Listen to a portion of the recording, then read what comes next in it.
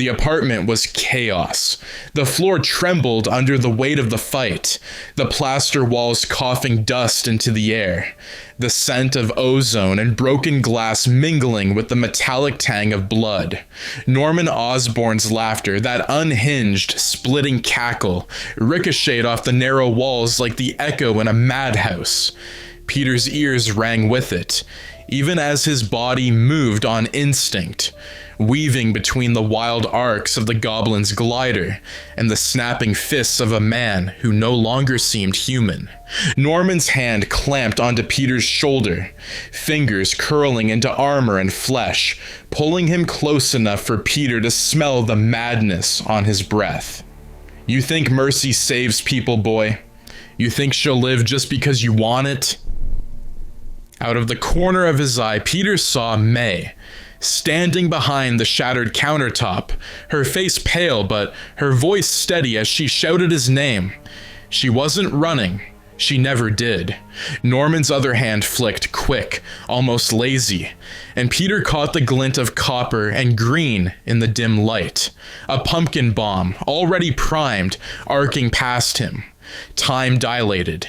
In the original thread of fate, this was the moment when her life ended, when her words became the dying spark that shaped him. But this wasn't that moment. Peter wrenched free from Norman's grip, feeling the fabric tear at the shoulder, and hurled himself toward May. His arms closed around her just as the bomb struck the floor, the blast ripping through the apartment like a physical scream. Heat bit into his back. Shards of tile and glass stung his neck and shoulders, but he held her tight, shielding her from the worst of it. The smoke cleared in a slow, choking swirl. May coughed, pushing herself back enough to look at him. "Peter, you're bleeding." "I'm fine," he lied, feeling the raw heat of fresh cuts along his arms.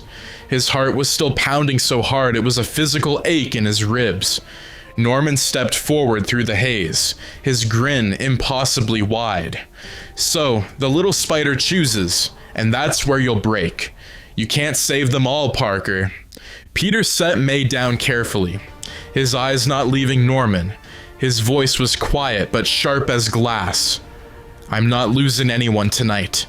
The fight erupted again, furniture splintering, concrete cracking beneath the weight of blows. The lizard's roar joined the fray as he crashed through a side wall, smashing past an unlucky shield containment agent. Peter's instincts screamed to get May out, but every time he shifted toward her, Norman cut him off, reading his movements like a predator toying with cornered prey. Finally, Peter saw his opening. He webbed Norman's glider mid-charge, yanking it sideways into the lizard's path, and sprinted for May. He pulled her toward the stairwell, practically shoving her into the elevator before leaping back to the fight. She caught his arm for a brief second. "Peter, remember what I said." Her voice was urgent but steady, even with the building trembling around them. "With great power comes great responsibility," he finished for her, nodding once. The words still hit him like a physical weight, even with her standing right there. By the time she reached the ground floor, Peter had the villains bound in webbing, for now. But Norman's grin as they were taken into custody was burned into Peter's mind. It wasn't defeat, it was patience. Later, in the flickering light of the Sanctum's workshop, May sat in a corner, a bandage wrapped around her arm, but otherwise unharmed. Doctor Strange paced, his hands weaving small motions in the air as he muttered incantations under his breath. "The barrier's holding," Strange said finally, though his tone was more distraction than comfort. "Barely. But the longer they remain here, the more frayed the threads get." Peter glanced from Strange to May. She gave him a faint smile, the kind that said she understood more than she let on. He knew what she wanted him to do. Save them. Save them all. But in the back of his mind, Norman's voice lingered like a splinter. "You can't save them all, Parker."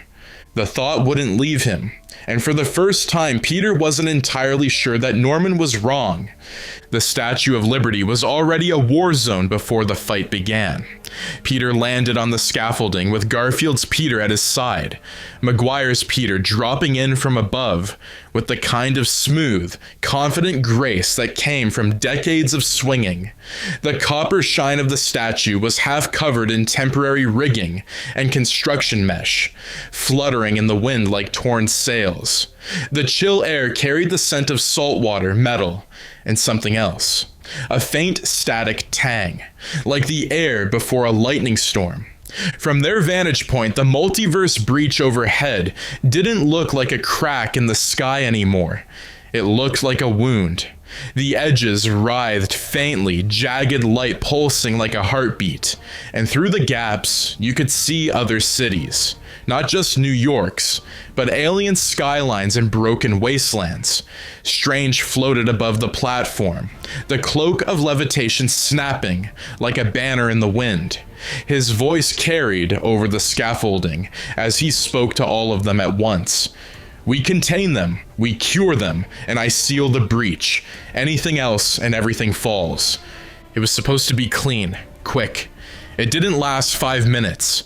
The first wave was the expected villains. Electro blazing like a human sun.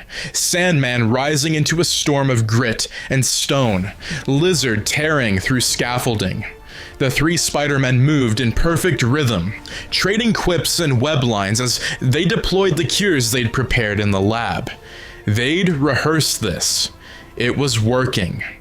Then the breach shuddered. A ripple of light rolled outward, rattling the entire statue. Strange froze mid-incantation, his eyes widening as if he'd just realized something catastrophic. They're not the only ones coming through. The next shape that emerged from the breach wasn't anyone they recognized. A hulking figure in black and red armor landed on the scaffolding, hard enough to buckle steel beams. Its face was a jagged, animalistic parody of rhinos, but its body was segmented with unnatural seams, glowing faintly from within.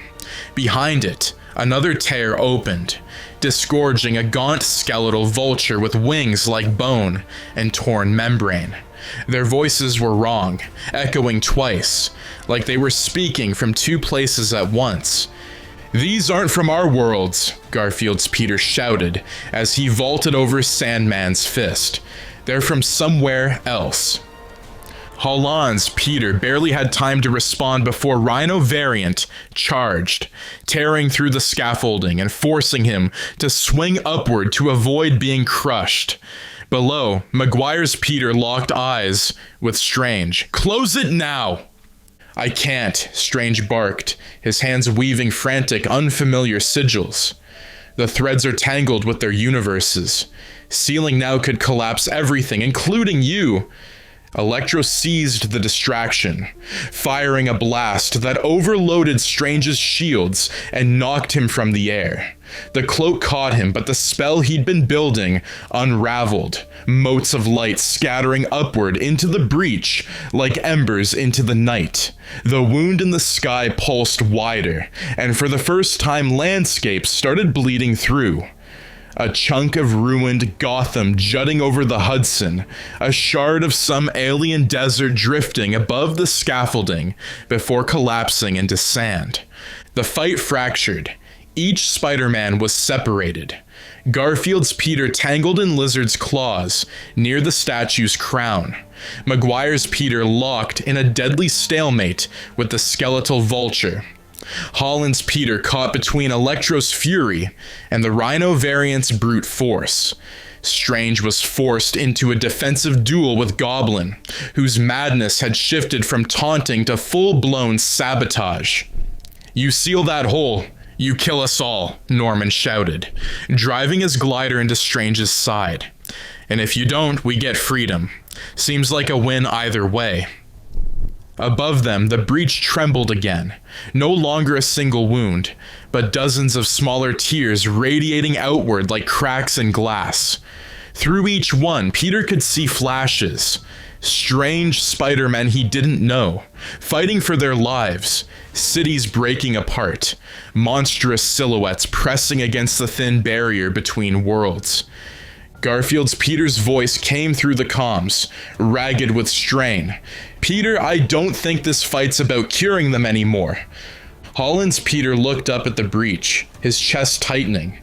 The flicker of May's face, safe in Happy's apartment, flitted through his mind, and for the first time the thought crossed him. Maybe Norman was right. You can't save them all. The breach rippled again, and then it tore wide open. The air went hollow when the breach finally tore itself apart. Not loud, not the crack of thunder or the roar of an explosion, but a deep, implosive hush. The sound of the sky itself being stolen. Every color bled wrong. The night was streaked with bleeding bands of red, white, and ultraviolet, as though reality was being peeled in strips.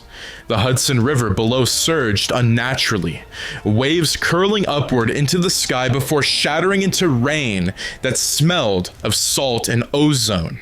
Holland's Peter felt it in his bones, gravity losing its authority, the air pressing in too tightly one second and vanishing the next. The scaffolding groaned, bolts snapping like brittle bones. Maguire's Peter shouted for Garfield's Peter to fall back toward the base of the statue, but his voice was swallowed by the roar of things coming through. Shadow masses with too many limbs, glassy-eyed giants dragging spires of alien stone, and versions of the villains they'd faced, each more broken, more wrong than the last. In the center of it all, Strange was on his knees, his hands trembling as he forced the sigils into place. His eyes glowed faintly with crimson light now, pulling magic from somewhere even he didn't trust. The cloak flapped wildly, fighting to keep him upright. "Stephen!" Holland's Peter shouted, swinging toward him. "Close it!" "I can't close it anymore," Strange rasped, his voice cracking under strain. "The weave's gone. The only way to stop the collapse now is to cut out the infected timelines. All of them." He met Peter's eyes, and for a brief second the fear there wasn't for himself. "That means theirs, your friends, every one of them." Before Peter could answer, a blur of green and metal slammed into Strange, pinning him to the wrecked scaffolding. Norman was grinning wider than ever, the edges of his smile trembling with delight. "You always thought you could patch the cracks, but what happens when you break the mirror?" The glider's blade slid between Strange's ribs before anyone could stop it. His spell shattered instantly, the glowing runes exploding outward like a burst of dying stars. His body slumped against the deck, eyes still open but seeing nothing. The cloak hovered over him for a moment, as if unwilling to accept the truth, before whipping away into the storm. The breach reacted violently. No longer expanding in steady waves, but bursting in erratic flares. Whole chunks of other worlds slammed into the statue. A steel monorail from some future city carving through the crown. A burning skyscraper from a parallel New York plunging into the Hudson with a deafening hiss. Maguire's Peter was the first to go. A shard of collapsed reality, jagged and translucent like broken diamond, shot through the air, catching him mid-swing. It didn't cut him so much as erase him, his body flickering into nothing with no time for a scream. Garfield's Peter froze for a split second, horror locking his limbs, before a mass of the shadow creatures swarmed up from the water and dragged him into the breach. His final shout was swallowed in the storm. Holland's Peter's vision narrowed, rage burning cold in his gut. Norman was still there, watching him, waiting for the moment the grief would break him. It didn't take long. Peter hit him hard enough to snap the glider in half, pinning him against a section of twisted scaffolding. "She's still alive," Norman hissed, blood in his teeth. "And when this world dies, she'll finally know you failed everyone else." The blow Peter dealt next was fatal. The goblin's grin collapsed into a grimace, then slackened as his body slid into the wreckage. Peter didn't feel victory, only emptiness. The world was ending around him. The breach above now filled the entire sky. The edges of the city skyline were curling upward, streets lifting into the air like paper in a bonfire. Cars, buildings, people, all drawn into the consuming light. He found May near the edge of the destruction, pinned under a fallen girder. She was breathing, but her face was pale, streaked with grit. He pulled the beam free, helping her up. Behind her, the skyline was folding inward, blocks of New York crashing into themselves as alien landscapes punched through. "Peter," she whispered, her voice shaking, "you have to go." "There's nowhere to go," he said, holding her close. His mask was gone now, his voice raw and young. "If this is it, I'm staying with you." She didn't argue. Her hand found his, fingers tightening even as the air grew thinner, the pull of the void stronger. Above them, the Statue of Liberty's torch bent inward like molten metal, and the last of the sky tore open. From orbit, though there was no one left to see it, Earth folded in on itself like shattered glass, fragments scattering into the void before fading to black. And then there was nothing. The void was not empty. Where Earth had been, a slow drift of debris tumbled through nothing. Fragments of stone, steel, and bone, each glowing faintly with the residual shimmer of torn reality. Pieces of cities hung suspended, warped into unrecognizable shapes. A half-burned Daily Bugle headline trapped in an amber curl of frozen air. The shattered crown of the Statue of Liberty drifting past the skeleton of a high-rise from some alien skyline. The light that touched them wasn't from any sun. It came from the breach itself, now a jagged scar in space, pulsing faintly like the ember of a fire too stubborn to die. Something moved at its edge, tall, thin, wrapped in layers of dark fabric that fluttered in a windless void. In one hand, a staff of blackened metal, crowned with a silver fang. His mask was expressionless, save for the faint red glow leaking from the seams. He stepped through the drifting wreckage without resistance, his eyes scanning the floating bones of a dead world. The figure paused by a shard of concrete, a piece of wall still marked with fading red and blue webbing. He traced it with a gloved hand, tilting his head. "So many masks," he murmured, the voice muffled but resonant in the void. "So many predators and prey." He turned back toward the breach. Shapes stirred within it, their silhouettes sharp and hungry, pressing against the thin skin of reality. The figure's grip on the staff tightened. Time to hunt. And with that, he stepped into the light, vanishing as the scar began to spread again.